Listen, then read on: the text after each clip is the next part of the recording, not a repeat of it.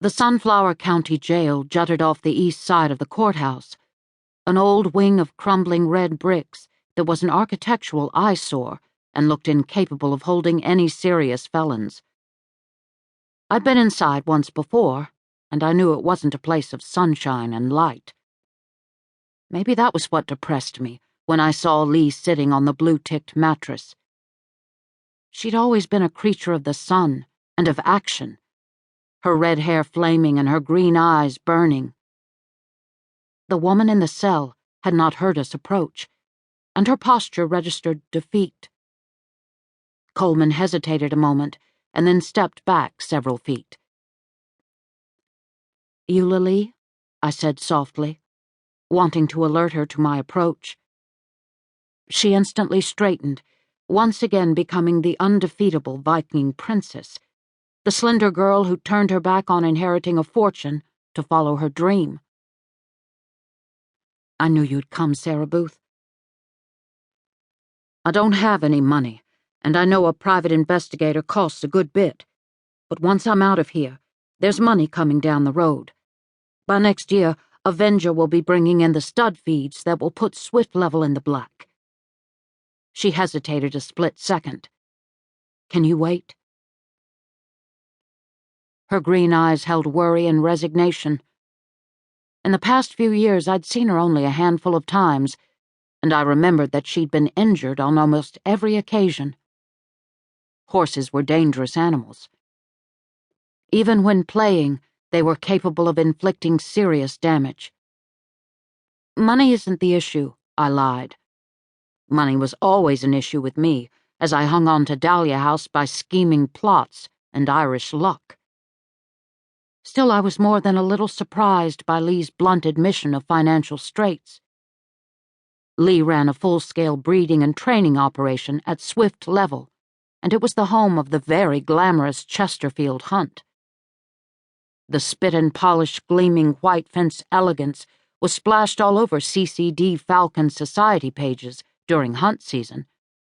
There were fox hunts, elaborate hunt breakfasts, hunt balls, hunt blessings, all requiring boodles of money. "Money isn't the problem here," Coleman said. He was at my side, and he spoke to me, not Lee. "The trouble is that Lee's confessed. You can't help her, Sarah Booth, as long as she insists that she killed him." Lee looked at him, a long look that held regret and sorrow and sympathy. "I'd like to speak with Sarah Booth alone," she said. "Talk to her, Lee, then shut up, and get a lawyer. A good one. Boyd Harkey might—" "No lawyer. I can manage this myself. Sarah Booth is all I need. If she'll help me, I'll be okay." Coleman's left eyebrow arched up half an inch, and spoke volumes of his opinion on that.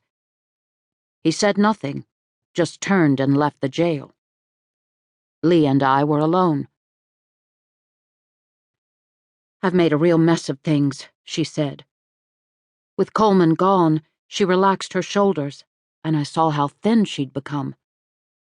She had always been lean, but her body was now so sharply defined that it looked as if her shoulder blades might cut through her blouse.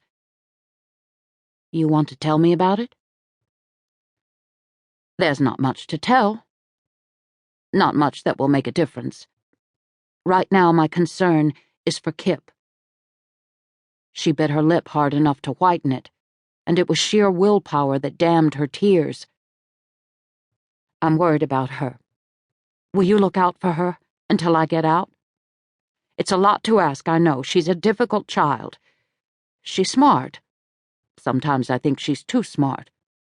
And she's been through a lot. Way too much for a child her age. Could you take her, just for a while?" "You want her to stay with me?" I wasn't known as the nurturing type. "Just for a little while. Your folks—" "I'm dead to them." I'd heard that Lee was estranged from her parents. The gossip around town went that Lee